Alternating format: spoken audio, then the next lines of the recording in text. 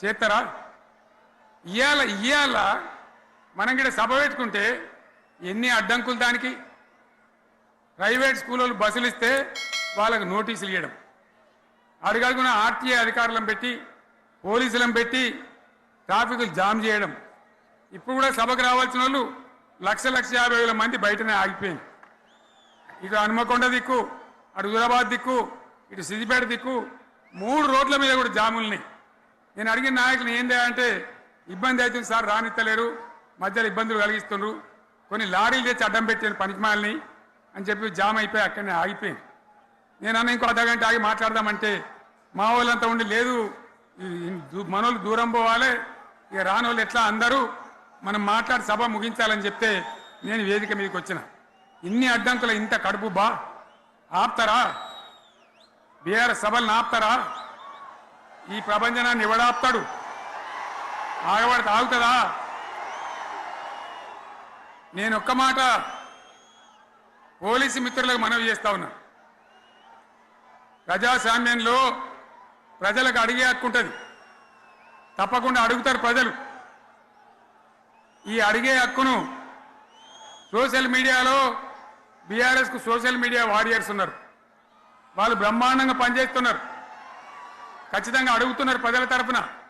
ఇంత అన్యాయం జరుగుతుంటే చూడలేక సోషల్ మీడియాలో పనిచేసే తెలంగాణ బిడ్డలు ఇది ఏమన్యాయమే ఎట్లా అని చెప్పి ప్రభుత్వాన్ని ప్రశ్నిస్తూ ఉన్నారు, ప్రజలకు మద్దతుగా నిలబడతా ఉన్నారు. వాళ్ళ మీద కేసులు, వాళ్ళని పట్టుకపోవడు.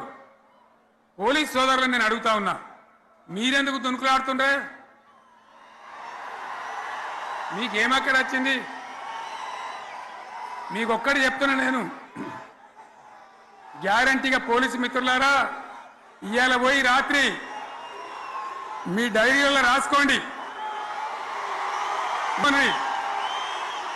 100కు 100% ఇలా తెలంగాణ చెలరేగిన పరిస్థితికి మళ్ళా వచ్చేది బీఆర్ఎస్ గవర్నమెంటే ఉపయోగపడాలి. నిన్న మన ఒక పెద్ద ఆయన మాట్లాడుతున్నాడు బయటకు వచ్చి, 10 నెలల తెలంగాణ ఏం కోల్పోయిందో వాళ్ళకి తెలిసి వచ్చిందని. ఏం కోల్పోయిందా? మీ ఇంట్లో 4 ఉద్యోగాలు కోల్పోయారు, అంతకుమించి తెలంగాణ సమాజం ఏమైనా కోల్పోయిందా? తెలంగాణ సమాజం ఏం కోల్పోయిందో ఇప్పుడు తెలిసి వచ్చిందని. ఏం బాధ లేదు నాయన, నువ్వు హ్యాపీగా అక్కడనే పండుకో, నీతో ఏం పని లేదు. తెలంగాణ సమాజం నిన్ను మర్చిపోయింది. అసెంబ్లీ తర్వాత పార్లమెంట్లో గుడ్డు 0 ఇచ్చారు, గాడిద గుడ్డు ఇచ్చారు, అయినా కూడా నీ బుద్ధి మారలేదు. ఇప్పటికైనా మీలో మార్పు రావాలని ఈ ప్రభుత్వం చేపడుతున్న మంచి కార్యక్రమాలకు మీరు మద్దతు ఇవ్వండి. ప్రభుత్వం తీసుకుంటున్న నిర్ణయాలలో ఏమైనా లోపాలు ఉంటే ప్రధాన ప్రతిపక్ష పార్టీ నాయకుడిగా సూచన చేయండి. ఇవాళ బడి దొంగలు విన్నాం కానీ అసెంబ్లీకి రాని వాళ్ళను చూసినామా ఎప్పుడన్నా? అసెంబ్లీ వస్తుందంటే ప్రతిపక్షం పోటీ పడి వచ్చి నించొని ప్రభుత్వాన్ని నిలదీయాలి, అడగాలి, కడగాలి ప్రభుత్వాన్ని. ఆయన రానే రాడు, ఉల్టా అయిపోయింది, రామ్మని మేము అడుకోవాల్సిన పరిస్థితి వచ్చింది. సో ఇట్లాంటి పరిస్థితి తెలంగాణలో విచిత్రంగా ఉన్నది. మాజీ ముఖ్యమంత్రి గారు మాట్లాడేట స్టార్టింగ్ లగాయితూ ఎండింగ్ దాకా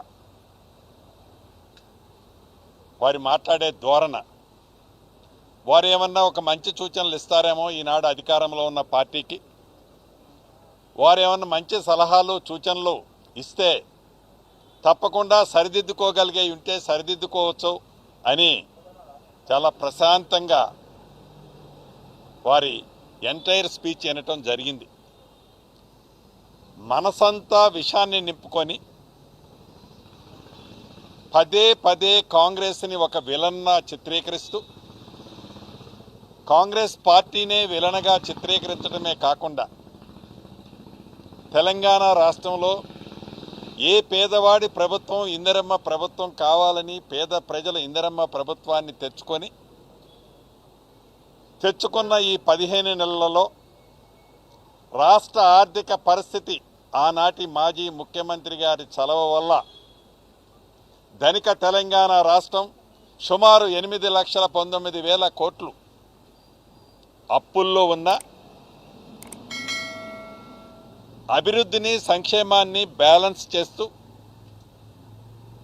అనేక దేశ చరిత్రలో ఏ రాష్ట్ర ప్రభుత్వం చేయని అనేక మంచి కార్యక్రమాలు ఈనాటి ఇందిరమ్మ ప్రభుత్వంలో గౌరవ ముఖ్యమంత్రి రేవంత్ రెడ్డి గారి నాయకత్వంలో జరుగుతుంది. అయితే కాంగ్రెస్ పార్టీని ఒక విలన్లా చూపిస్తూ ఒకటి రెండు సార్లు వారు సంబోధించారు. ముందు దాని గురించి రాష్ట్ర ప్రజలకి విన్నవించుకోవాల్సిన అవసరం ఉంది. కాంగ్రెస్ పార్టీని విలన్గా చిత్రీకరించే దాంట్లో అయ్యా గౌరవ మాజీ ముఖ్యమంత్రి వర్యులు, కాంగ్రెస్ పార్టీ తెలంగాణ రాష్ట్రాన్ని ఇచ్చినందుకు విలన్గా చిత్రీకరిస్తున్నారా? కాంగ్రెస్ పార్టీని హైదరాబాద్తో కూడుకున్న తెలంగాణ రాష్ట్రాన్ని ఇచ్చినందుకు కాంగ్రెస్ పార్టీని విలన్గా చిత్రీకరిస్తున్నారా? ఆనాడు ఎన్డీఏ చైర్మన్గా, యూపీఏ చైర్మన్గా శ్రీమతి సోనియా గాంధీ గారిని దేవతగా అని పొగిడిన మీరు తెలంగాణ రాష్ట్రం ఇచ్చిన తర్వాత మీ ఎంటైర్ కుటుంబం శ్రీమతి సోనియా గాంధీ గారికి సాష్టాంగ నమస్కారం చేసింది మర్చిపోయి ఈనాడు కాంగ్రెస్ పార్టీ తెలంగాణ రాష్ట్ర ఏదో విలనగా చిత్రీకరించే తాపత్రయం, ఉక్కురోషం, కడుపంతా విషం పెట్టుకొని మీరు మాట్లాడుతున్న తీరు చూస్తుంటే చాలా బాధ అనిపించింది. మీరు తెలంగాణ ప్రజల కోసం ఆవేదన పడుతున్నారా, బాధపడుతున్నారా? మీరు ఆ వేదిక మీద చెప్పినట్లు ఏదో బాధపడిపోతున్నట్లు మీరు మాట్లాడే తీరు చాలా నవ్వు కూడా వచ్చింది. ఈ వేదిక ద్వారా వారిని కొన్ని ప్రశ్నించాలనుకుంటున్నా. మీకు 2 పర్యాయాలు తెలంగాణ ప్రజలు తెలంగాణ భాషలో యాసలో మీరు మాట్లాడింది నమ్మి మీకు అధికారం ఇస్తే ఎటువంటి తెలంగాణని మీరు ఎలా చిత్రీకరించి ఎలా తెలంగాణ రాష్ట్రాన్ని కొల్లగొట్టారో ప్రత్యక్షంగా తెలంగాణ ప్రజలు గమనించారు. దానికి ప్రతిఫలం మొన్నటి సార్వత్రిక ఎన్నికల్లో కానీ తర్వాత పార్లమెంట్ ఎన్నికల్లో మీకు వచ్చిన ఫలితాలు కానీ. అంతేకాదు ఏ తెలంగాణ రాష్ట్రంలో మంచి జరుగుద్దని తెలంగాణ ప్రజలు ఇందిరమ్మ రాజ్యాన్ని ఇస్తే మీరు మంచి సూచనలు చేస్తారు అని తాపత్రయపడ్డాం. అసెంబ్లీ రాష్ట్రానికి పెద్దనే కదా అన్నవాడు. ఈరోజు పోలీసుల విషయంలో మాటకు పోలీసులను బెదిరిస్తా ఉన్నాడు. మేము వస్తాం. నీ అంత నీచంగా, నీ అంత దరిద్రంగా పోలీస్ వ్యవస్థను ఎవరు వాడుకోలే. ఫామ్ హౌస్ కాడ కాపలా పెట్టుకున్నావు. ఫామ్ హౌస్ అనేది నీ ప్రైవేటు. నువ్వు రోజు ఫామ్ హౌస్లోనే ఉంటావు. పాపం వాళ్ళు అక్కడనే కాపలా కాయాలి. ప్రజలకు రక్షణ కాదు, నీకు రక్షణ కాసే విధంగా చేసుకున్నావు. ఇది నీ పరిపాలన. ఇవాళ ఆడబిడ్డలకు బస్సు ఇస్తే నచ్చదు, పేదింటి ఇళ్లలో 500 గ్యాస్ ఇస్తే నచ్చడం లేదు, పేద కుటుంబాలకు ఇండ్లు ఇస్తే నచ్చడం లేదు, నిరుద్యోగ యువతకు ఉద్యోగాలు ఇస్తే నచ్చడం లేదు. మరి అదే విధంగా ఇళ్లల్లో గుడిసెలల్లో కరెంట్ ఇయ్యలేను ఒక్కరోజు కూడా. ఆ రోజు నేను ఉచితంగా కరెంట్ ఇచ్చినా అని చెప్తున్నాను. నువ్వు సవాల్, మేము చర్చకు సిద్ధం. కరెంటు బిల్లులు కూడా కట్టకుండా 60,000 కోట్ల రూపాయలు 60,000 కోట్ల రూపాయలు బకాయి పెట్టిపోయినావయ్యా. ఇవాళ అప్పులు తెచ్చడం గొప్ప అని చెప్తున్నావు. ఇవాళ మొత్తం అమ్మేసి అప్పులు చేసి ఇవాళ ఆ భారం అంతా ఈ ప్రభుత్వం మీద మోసి ఇవాళ మొసలి కన్నీరు, ఒక నియంత వచ్చి మొసలి కన్నీరు గారుస్తున్నారు. 10 ఏళ్లలో నువ్వు ధర్నా చౌకను కూడా ఉంచలేదు. ఇవాళ మళ్ళా నీ సిగ్గుగా వచ్చి నీ బిడ్డ కొడుకు అల్లుడు వచ్చి ఆడ ఇందిరా పార్కు కాడ మేము ఓపెన్ చేసినటువంటి ధర్నా చౌకను వాడుకొని ధర్నాలు చేస్తారు, మొసలి కన్నీళ్లు గారుస్తున్నారు.